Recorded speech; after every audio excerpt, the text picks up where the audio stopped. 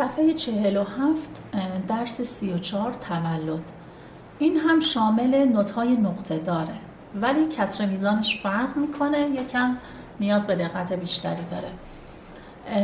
ببینید 6/8 یعنی هر چنگ من یک ضربه. خب میزان اول رو ببینید، چنگ شماره خودش شماره گذاشته، چنگ 1. بعدیش که سیاه 2 تا چنگ بوده پس 2 تا شماره میگیره، 2 3. ضرب بعدی شامل یک نوت بعدی شامل یک سیاه نقطه داره.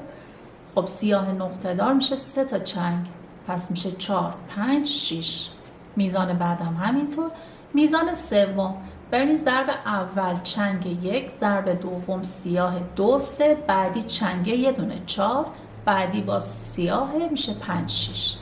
این میزانم شمارشش مشابه میزان اول میشه. اینجا رو تکرار میزنیم، بعد میایم سراغ این جمله. اینم حالت همون که توی درسای قبل بهتون توضیح دادم، ولت 1 ولت 2. یه بار این جمله رو من میزنم، به علامت تکرار که رسیدم برگشتم، دفعه دوم تا اینجا میزنم، به جای این میزان آخر ولت 2 اینو میزنم. و در ادامه به صورت 1 2 3 4 5 6. ببینید اینا 3 تا چنگه که میشه 1 2 3. بعدیش سیاه نقطه داره که خودش 3 تا چنگه میشه 4 5 6. اینا همینطور. اینا که حالت داشتیم تکراریه تا میاد اینجا. ببینید 1 2 3 4 سیاه 4 5 6ش میشه ضرب آخر که چنگه. اینم به این میزانم به همون صورت و در ادامه که قطعه تموم میشه. ببینید چیزی که اینجا نوشته معنیش این میشه که من از این علامت دوباره وقتی به این آخر رسیدم، از این علامت ممکنه وسط قطعه هم باشه، الزاما ابتدای قطعه نیست، از دنبال این علامت میگردم، شروع میکنم تا به این علامت پایان میرسم. اینجا میشه پایان قطعه من در اصل.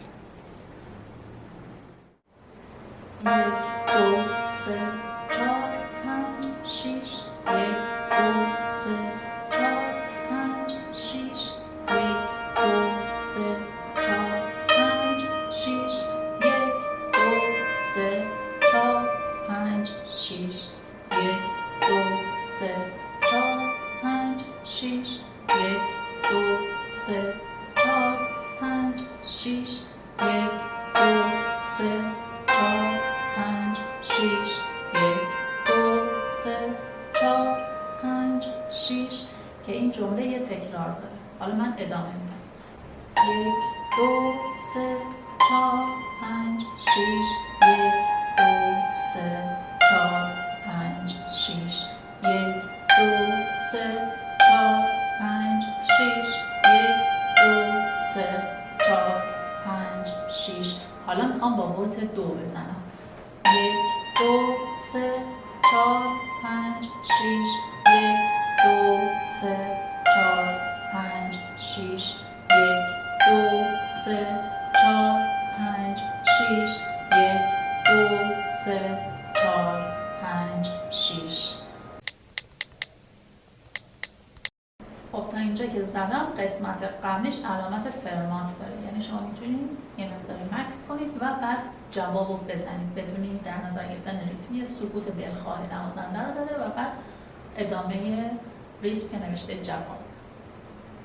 1 2 3 4 5 6 1 2 3 4 5 6 1 2 3 4 5 6 1 2 3 4 5 6 1 2 3 4 5 6 1 2 3 4 5 6 1 2 3 4 5 6 1 2 3 4 5 6 1 2 3 4 5 6 1 2 3 4 5 6 1 2 3 4 5 6.